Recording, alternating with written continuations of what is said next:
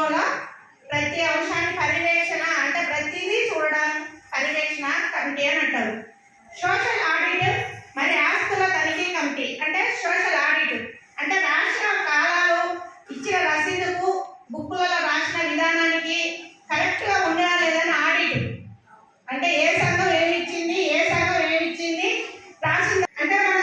బీమా సమ్మెళన సంఘాలు కానీ ఎక్కడ కానీ ఇన్ని కుర్చీలు ఉన్నాయి, టేబుల్ ఉన్నది, క్యాలిక్యులేటర్ ఉన్నది, ఆస్తులు ఉన్నాయా లేవా కమిటీ చూడాలని అన్నప్పుడు బాధ్యత అది.